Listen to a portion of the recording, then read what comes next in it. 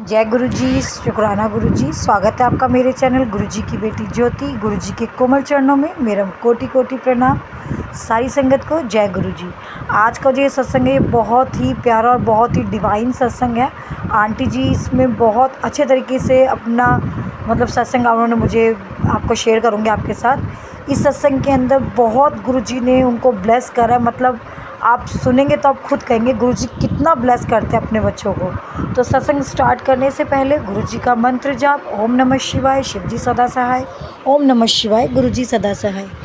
Aunty जी कहती हैं कि उनकी शादी को 1-1.5 साल हो चुका था और उनके घर में जो भी रिश्तेदार आता था वो उनसे यही पूछता था कि भाई बच्चे का मुँह कब दिखा रहे हो।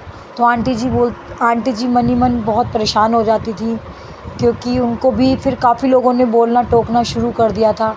और उसके बाद उन्होंने ट्रीटमेंट लेना शुरू करा। तो ट्रीटमेंट के दौरान भी डॉक्टर्स ने बोला कि हस्बैंड वाइफ दोनों ठीक है, कोई प्रॉब्लम नहीं है, हो जाएगा। बट उनको बेबी कंसीव नहीं हो रहा था। 2 साल पूरे हो चुके थे, वो बहुत ज़्यादा निराश हो चुकी थी। इवन आंटी बोलती है कि मेरे हस्बैंड पंडितों के पास, तांत्रिकों के पास भी उन्होंने जाना शुरू कर दिया, सारे उपाय करने शुरू कर दिए। बहुत ज़्यादा परेशान हो गए थे।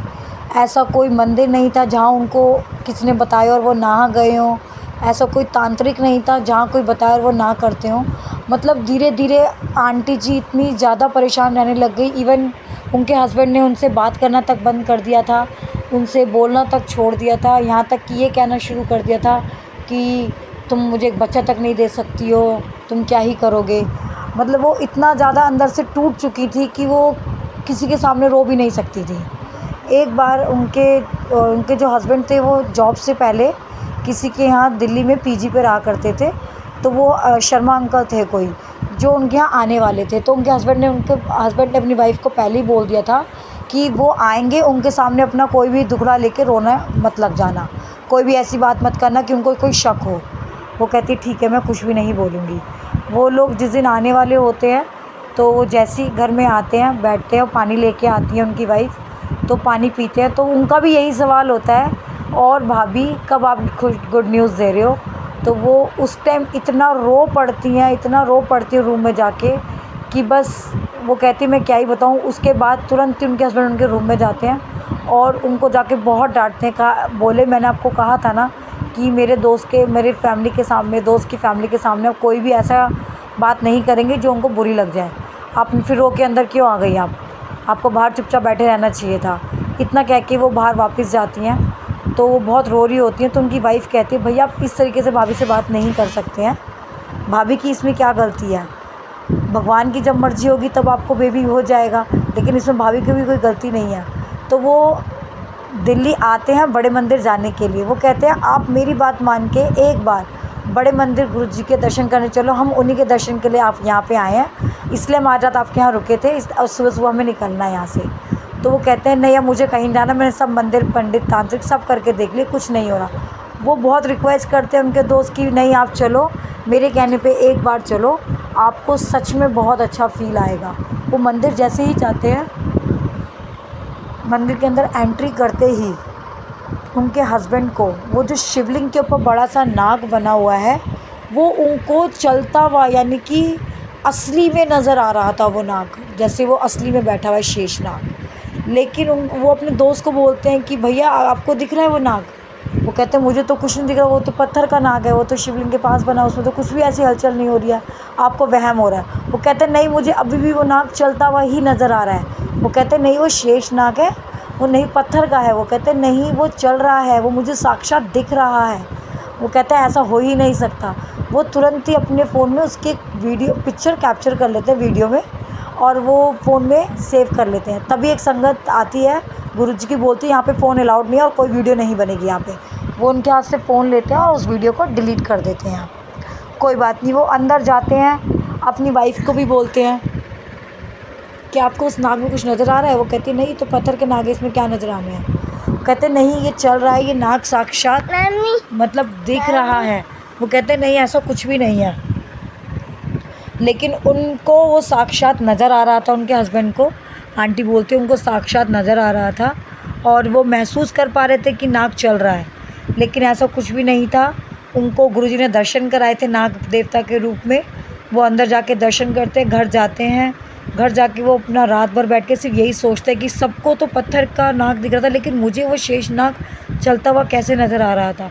फिर उनको याद आता है कि उन्होंने वीडियो बनाई थी अपने फ़ोन में। वो डिलीट करने के बाद आप लोगों के एंड्रॉयड फ़ोन में क्या होता है, वो टेक्स्ट बॉक्स में चली जाती है, जहाँ से वो वहाँ से डिलीट करने के बाद ही डिलीट होती है। वहाँ जब वो वीडियो देखते हैं तो बाकायदा उसमें वो नाग चलता हुआ उनको नज़र आता है। लेकिन अगली ही सुबह जब वो उठते हैं, वो सोचते हैं कि अब रात हो गई है काफ़ी, अब मैं सुबह सबको दिखाऊंगा ये वीडियो कि मैं झूठ नहीं बोल रहा था।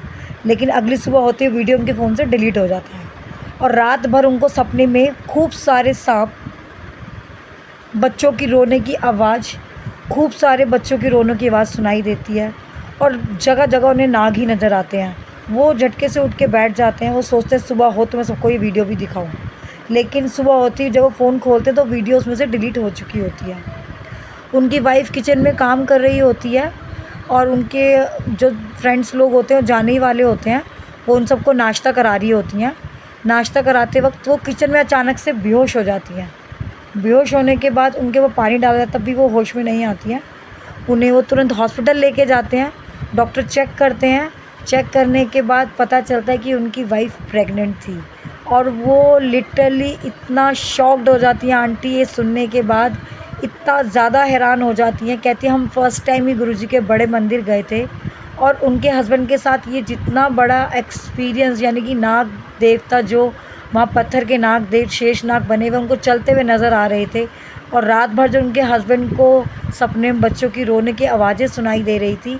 अगली सुबह उनकी वाइफ़ के साथ जो ये हादसा हुआ, बेहोश हुई और गुरुजी की कृपा से उनको मतलब बच्चे का सुख प्राप्त हुआ और 9 महीने बाद उनके घर में जुड़वा बच्चों का जन्म हुआ। और वो कहती है कि मेरे बच्चे गुरुजी को इतना मानते हैं, इतना मानते हैं। आज मेरे बच्चे 5 साल के हो चुके हैं और वो गुरुजी से बहुत प्यार करते हैं, बहुत ज़्यादा प्यार करते हैं। आंटी जी बोलती है ये मेरा सत्संग है, अगर मैं सत्संग और बड़ा कर लिखूँगी तो बहुत बड़ा हो जाएगा। तो सत्संग को यहीं विराम करते हैं। सत्संग को विराम करते हुए गुरुजी का मंत्र जाप, ओम नमः शिवाय, शिवजी सदा सहाय, ओम नमः शिवाय, मेरे गुरुजी सदा सहाय। आंटी जी का ये सत्संग कितना ब्लेस भरा था, यानी कैसे गुरुजी ने उनको घर में 2 नन्हे बच्चों का जन्म हुआ, दोनों ट्विंस बेटे हुए उनके। आंटी जी वो बहुत खुश थी, मतलब उनके सत्संग से ये रियलाइज़ हो रहा था। मेरे को पढ़ते हुए मेरे को बहुत खुशी महसूस हो रही थी कि बताओ गुरुजी कैसे कैसे अपने बच्चों को किस किस रूप में जाके ब्लेस कर देते हैं, कुछ नहीं पता। तो संगत जी आप गुरुजी को सिर्फ एक बार सच्चे मन से अपना के देखिए, आपकी किस्मत के सोए हुए ताले, सोए हुए भाग भी खुल जाएंगे। वो भी आपकी किस्मत में लिख देंगे जो नहीं भी लिखा हुआ। तो जय गुरुजी संगत जी, शुक्राना गुरुजी, अनंतम अनंतम शुक्राना। गुरुजी के कोमल चरणों में मेरा कोटि कोटि प्रणाम। सारी संगत को जय गुरुजी। गुरु महाराज आपने मुझे ये दात बख्शी है कि मैं आपकी संगत के भेजे हुए सत्संग को शेयर करती हूँ। जय गुरुजी, शुक्राना गुरुजी। अगर आपको सत्संग अच्छा लगा तो please like, share and subscribe ज़रूर करें। और अगर आप भी अपना सत्संग शेयर करना चाहते हैं तो मुझे व्हाट्सअप में मेरा व्हाट्सअप नंबर मेरा डिस्क्रिप्शन बॉक्स में मुझे लिख कर भेज सकते हैं, मैं आपका सत्संग भी शेयर करूँगी। जय गुरुजी, शुक्राना गुरुजी, लव यू गुरुजी।